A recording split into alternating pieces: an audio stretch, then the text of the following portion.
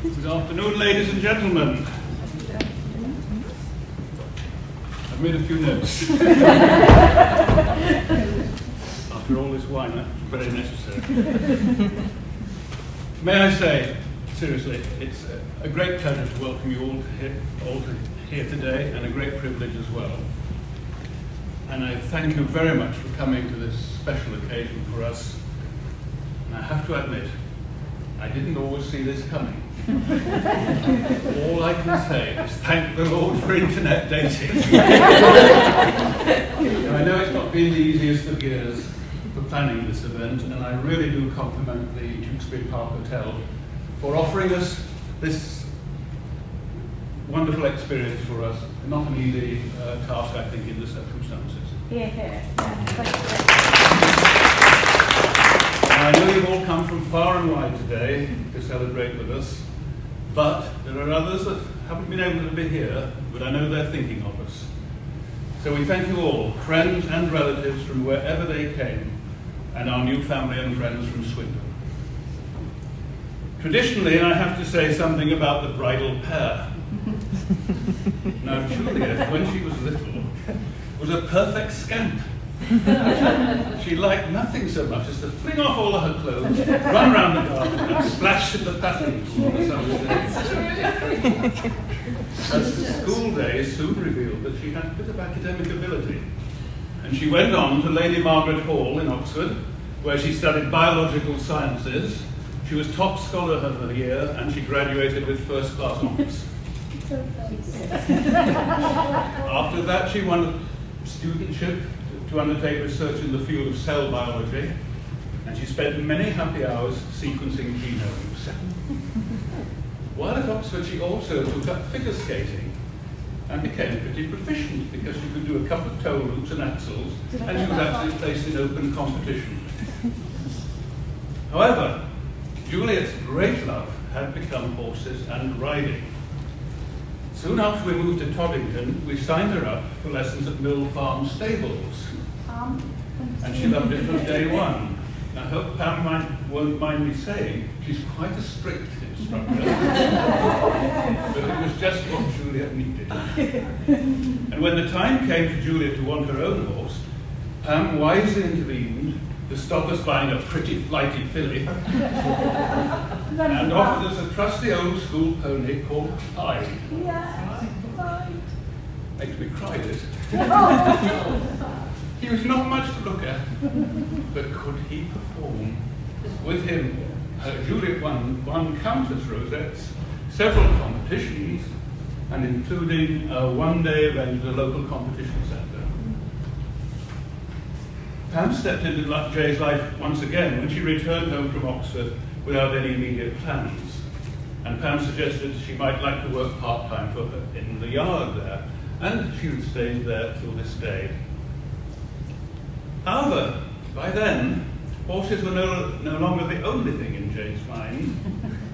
And it's fair to say that Toddington, wonderful village that it is not exactly swarming with rich young beaux. So she turned to the internet.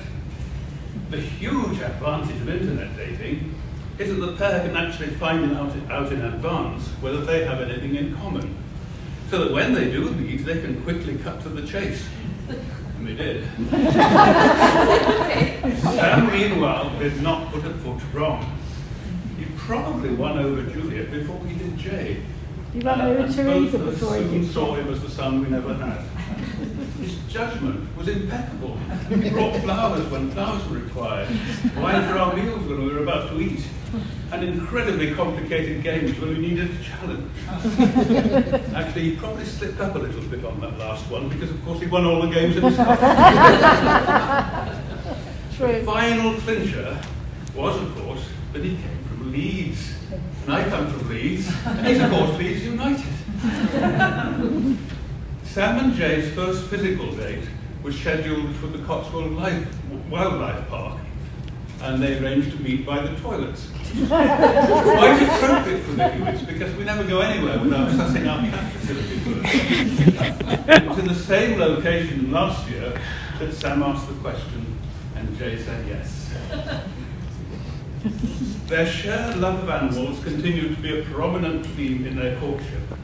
Not to say a dominant theme in our garage. It's had to double up as a tack room, hayloft and rubbish tip ever since. And so we come to today. How proud we were to see our beautiful daughter and a handsome young man exchanging vows. How lovely they looked. And we wish them a wonderful future together. Once again, thanks to the Tewkesbury Park Hotel for putting this memorable occasion together. And it's a splendid location, and it must have been particularly difficult in this most difficult of years. So thanks to Samantha and to Henry for keeping our feet on the ground in the planning and keeping us all in order on the day. It's invidious to single out individuals when you've all so greatly honoured us by coming to celebrate the occasion and delighted the couple with your generous gifts. However, I will say how grateful we were to those whose thoughtful gifts contributed to the occasion itself by providing cakes, transport and other services. And especially to Elaine, whose skills, generosity and hard work are why this room looks so beautiful today. Hooray. And Laura, whose assistance and expertise were invaluable in all sorts of ways. She hasn't stopped all day today. No, she hasn't. Sister Helen, who was always willing to take on such difficult tasks as those phone calls that nobody else wanted to make. Yeah. A big thank you to all. And of course, above all, Teresa, who, as mothers do, assumed the role of coordinator-in-chief for everything the family and friends have achieved. Big applause for her.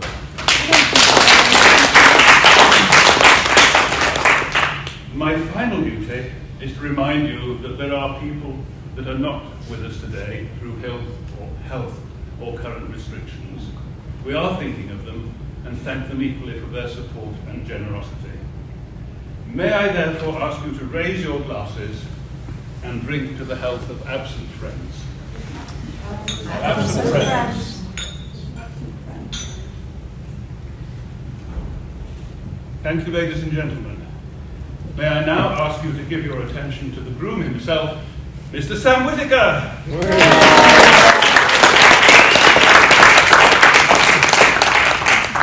I mean, Roger's not really left me much places to go now, so my speech could be seconds. Just on my behalf, my wife and myself. Hey! Thank you so much for coming. I know in this time, most people might not have been many places, and you chose to spend your, possibly first outing out with us, which makes it really special. But there are people who we haven't invited, family members who we just couldn't get the room for. So, as Roger's already said, let's raise a toast to the people who just can't be here today, but I know they would like to be. Yeah.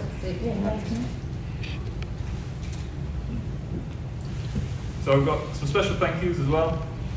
I think we've got some presents for them as well. So for Teresa and for my mum.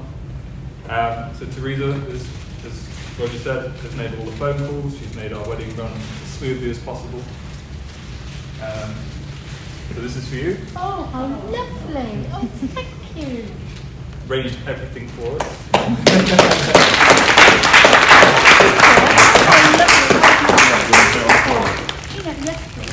And I think this wedding has got to my mum and Teresa, actually know each other and see each other for both sides of the family. Yeah. And then for my mum, thank you for these flowers. We knew they'd be amazing, but they're magnificent. They really are. They really are.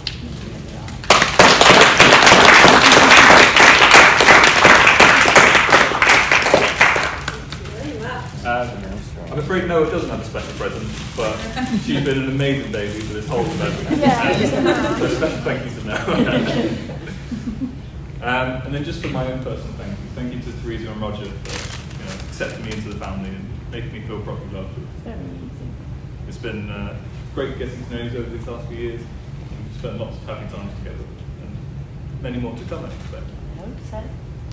And then for my parents as well, thank you to Carol. You are my other parent, if you like it or not. might always wind each other up every now and then, but you're always there for me, and I know that.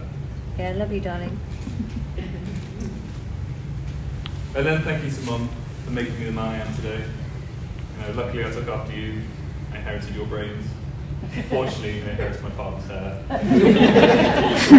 Nothing I can do about that. And then to Lauren and Helen for supporting us both for this day. David, you are the older brother to another mother. Slightly cliche, but you're always looking out for me and saving me from weird, horrible situations. Or putting me into them. You started nightmares about the cows. And then my beautiful bride. How lucky I am that she chose me, or I chose her. We did meet on internet dating. I saw Juliet on my very last day of my 6-month subscription on Match.com. I had no luck, and I was about to cancel it. And I messaged Juliet, and she didn't reply. So my subscription ran out. And then she replied. So I had to decide whether I would pay £30 to see if someone interested. No, I'm not interested. Or if she was. And luckily, I decided to spend the £30. And it was the most expensive, but the best I spent. And I will just touch on what Roger said about cost of our lifetime. It was our first date. We did meet outside the loos and the bins. And we had a wonderful picnic. Well, I had a wonderful picnic. Juliet wasn't quite so pleased with my selection of meats and cheeses. But I think we had a good time. We saw each other again. And then last year, in September, on our anniversary, we went again. I had the ring in my pocket. And the picnic came up. And I thought, this is the time. I told Teresa I would be asking Juliet to marry me. And absolutely pissed it down with rain. So we had our picnic in the car, and I didn't think that was the most romantic moment. So, judging the weather was showery, I thought that somewhere around this wildlife park would be the perfect place to ask Juliet to marry me. So I took a picture of Juliet at every animal enclosure that we went to, with the ring out. She didn't see it once. And I sent it to Teresa. I was like, I can't do it here. We can't do it at the wolves, tearing apart the rabbit. Can't do it at the bear. And then, so I thought, oh, we'll do it with the ponies and the donkeys, because that'd be cute. Sit down, play with the horses, I can pop out there. But pissed it down. So I couldn't do it. And every time I went to do it, it just wasn't right. And I was coming to the end of the park was closing, they were ushering people out. And I passed the toilet and the bins where we first met. And an angry emu. And I thought, this is the right moment. This is the perfect moment. And luckily, Jay said yes. So it wasn't that I actively went out to find toilet and bin. But I think it was the right way. So thank you all for listening to my rambles. And I'd just like to raise a glass to the bride. Did you get it? My wife. Today.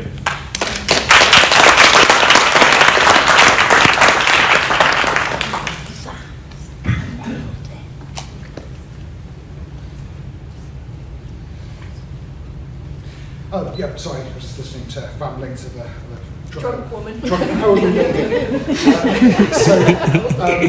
I've not scripted this. So, for those of you who don't know me, I'm Bill. I'm Sam's older cousin.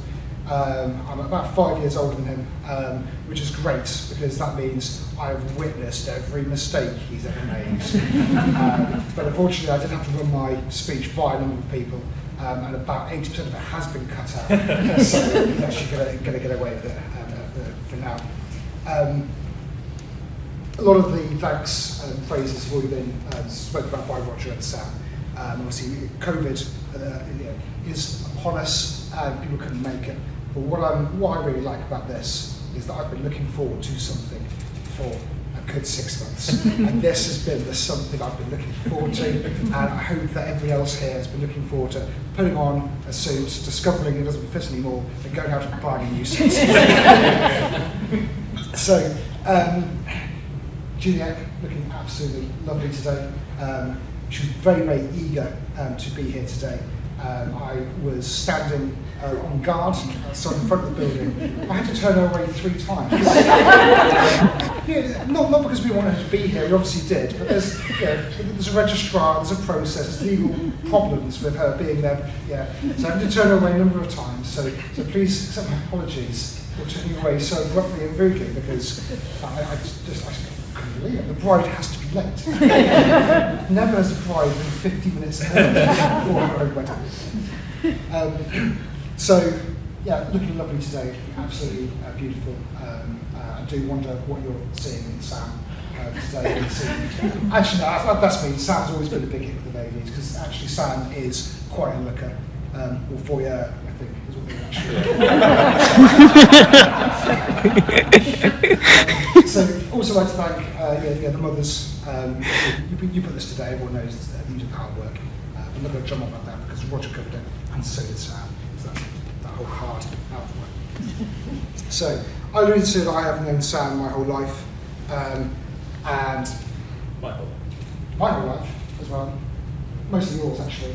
All of my life. Yeah, that. So he's smart. Always out thinking. Always out thinking. But yeah, so Roger's already sort of alluded to the fact that Sam is from Yorkshire. He's from a village outside Leeds called Yeadon. And when I was a young boy, I grew up in Swindon, in the middle of a town centre, where Sam, his earliest childhood was the countryside, and it was beautiful. It was absolutely lovely.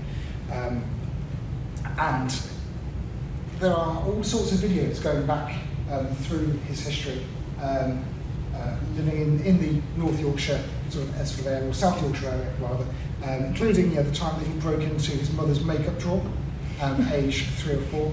And obviously he sort of learned behaviour, seen his mother put on the makeup time and time again, cakes himself in the makeup, aged maybe 3 or 4, and then comes down out into the garden. Oh, Sam, have you put any makeup on? Makeup on? No, not at all. I was fabulous. So something that Sam did say is a passing comment there, and I was going to talk about it. I'll talk about it now. Was the cows? He's talking about being traumatised by cows. So in these fields that are around him, so when I say that he grew up in a village in the countryside, I really mean that his street was the last street before it was the countryside. So it's, sort of fields all out the back. For me that was phenomenal. These sort of places existed. So we go up to the fields with the dog or other people's dogs, and we play with the dogs and that sort of stuff. Sort of play hide and seek, play in the streams. It was a fantastic childhood. We've got some fond memories. He's nodding there. But sometimes we couldn't take the dogs because there were cows in the field. Sort of cows and dogs. It's a bit of a bad formula, so you don't want to mix those. So we leave those. So we normally chase the dogs, play with the dogs, but there's cows there. So we'd chase and play with the cows, which I didn't think was that big of a deal. I was about 10 years old, he'd been 5 years old, about this sort of time. And we tease these cows, chase them around these fields. Until one day, there were calves. So I've been aware, come back, there's calves in the field. So let's go chase the calves. That's a good idea, isn't it, Dave? Okay, let's go do that. You and your 5-year-old cousin are going to go and chase calves. Okay. So obviously, one of the mother calves, mother cows, takes great umbrage to the fact that we're chasing after the calf and charges us, takes a beeline straight for us. Sam is in her crosshairs. Not me for some reason, Sam. Little Sam, little Dave, little Sam is in the crosshairs. And I'm sure you've all seen Home. You've seen Home Alone? Willie Colkin screaming, running like this. That's what Sam did. Maybe that's what the cow liked. He was making such a racket, making such a time. The cow thought, yes, this must be where I need to chase. Anyway, I ran 90 degrees, Sam ran in a straight line. Sam to run at 90 degrees, swerves, cow. He's not doing any of that. He's running towards a wall. And this wall, it's got to be like 6 foot, 7 foot tall. The sort of the Yorkshire walls made out of stone. He's swinging, oh God, he's going to die. How am I going to explain this to his mum? I already thinking about how I'm going to explain how I killed my cousin. Anyway, he runs at this wall, and I have never seen such athleticism in my life, especially from Sam, since that moment, when he reached this wall, put his hand on the wall, and sprang over a 6-foot wall. He was about this high. How on earth he did it? The adrenaline shot over. Anyway, so yeah, I ran over the wall as well. Yeah, the cat had gone by this point. I climbed over the wall. Took me a while. It was hard to climb over this wall that he sprung over in one bound. He was on the other side of there. He had his knees to his chest. He was rocking. He was crying. I was crying. We were all crying. It was actually quite a traumatic event. So when Sam's saying about still traumatised by the cows, that's kind of my fondest childhood memories of Sam is how I almost killed him in the fields by chasing cows. So Sam came to Swindon when he was sort of primary school age. Went to the local school. I don't know if they just smarter in the north or whatever. He was a child genius. He's screwing his face up there. This guy's smarter than me. He's always been smarter than me. We've got 5 years between us. A 7-year-old boy is smarter than a 12-year-old boy. You know that's a smart guy. He really sort of outperformed all of his peers and really excelled at school, good at maths, good at English, good at anything you could turn his hand to, he was really good at. It was about this kind of age, because he came down to Swindon, which is where I was from, that I introduced him to one of my hobbies. And they say that if you steal a man's wallet, he'll be poor until payday. But if you introduce a man to miniature wargaming, they'll be poor for a lifetime. It's a sound. Thanks, man. I'm sorry about that. But Games Workshop will have all of your money. So, coming away from Yorkshire, coming to Swindon, it wasn't the end of Sam's run-ins with wildlife. Not just the cows that was the issue. There was a time when he was cycling home from his part-time job from school. He was cycling home from somewhere, and he came home, and something we knew something bad had happened. He was shaken, he couldn't put his bike away. He was trembling. He was crying. Literally, we're thinking the worst has happened. Some kind of predator has got him, and that's been bad to Sam. We're very, very worried about him. Anyway, eventually, he was calming down, and there was the badgers. the Swindon Badger Mafia had somehow surrounded and traumatised Sam in such a way that he couldn't actually explain what really had happened between him and the badgers. And it's one of those things that I think he'll take to his grave, because only the badgers and Sam that will truly went down on that horrendous, traumatic day. I don't know how they got my wallet. Okay, I'm really glad that Sam spoke about internet dating. Because I've got a whole slide on that, which is things Sam left out of his internet dating profile. For anyone who's not done internet dating before, you've got to fill in certain statistics, education history, your height, all those sort of things. So Sam did put on his profile that he was a foodie, which is great. He loves food so much that he would happily have all the Yorkshire puddings in the world, Yorkshireman. And even when there's no more Yorkshire puddings left, he would still beg for one from his mum's plate, because that's how much he loves his Yorkshire puddings. He also loves his. Where's that last Yorkshire pudding? What last Yorkshire pudding? The one on your plate. But we all saw that Juliet put in a sweet tooth, so you have your 3 cakes. You wasted 2 cakes, there's wasted stuff there. But Sam also has a sweet tooth. In a party of 10 people with a cake big enough for 4 people, Sam has the confidence and the courage to demand a big bit. So that's the kind of guy we've got here. So sort of work history, or it isn't really covered on your internet dating profile. You've just sort of covered employment, sort of sciences and all that sort of stuff. That definitely is. Sam's first career that he had was at Sainsbury's as a picker. When you do your online shopping, somebody has to go do the shopping, put it in the bag. That was great for when he left school. Really good sort of fillers. He sort of found his sort of passion life, and his passion life was obviously the sciences. So I mentioned before about being one of the smartest guys I know. Really big into sci-fi. So it's really, really fitting that he did a degree in astrology, horoscopes, or astrology, some sort of science thing. Anyway, bona fide rocket scientist right here. So he went to university, absolutely aced that, and that really, really set him up for his to a second career where he went back to Sainsbury's. But then after that little blip, in the job that he loves, and yeah, he was really proud of the way that worked out for him. I've done 2 slides in one. Right, okay. So, for that one as well. The thing is, a lot of people, I've done all these slides, all these little cue cards, but everyone's been, thanking these people. You stole my speech. Okay, so another thing about the Match.com profile. So Sam alluded to having to sign back on to read the reply from Juliet. He did actually speak to me about this beforehand. Like, he phoned me excited about this message, but he's Yorkshireman at heart. And the real dilemma was the 30 quid. It really was. You could take the boy out of Yorkshire, but you could never take Yorkshire out of the man that boy's going to become. But he was so excited when he did hear back from Juliet. He did tell me about it. And yeah, because we're really close, obviously, called him John Pussy. But he was like so excited to meet Juliet, and I'm really, really glad that it's kind of worked out the way that it has. So I've had a lot of my speech vetoed, I did say, and I did say that Sam hasn't been a big hit with the ladies. I wasn't allowed to talk about any of his past relationships. Because obviously Juliet is the last woman he'll ever bring home, but I'm going to break that rule, because I need to talk about the first woman he ever brought home. When he was a teenage boy, I can't remember what her name was. It doesn't matter, because to me, she's going to have a nickname. I'll tell you the nickname in a moment. She bought him figurines that she made herself that were of him. Oh my Made God. entirely of plasticine. Like these tiny little goblets that she made of him to give to him, and he had to put them on display. This was the first girl he thought, yes, this is the first girl I'm going to bring home to meet my family. And forever, I don't know what her name is, that's to me. Plasticine Girl. Plasticine Girl, that's her name. She doesn't really have a name.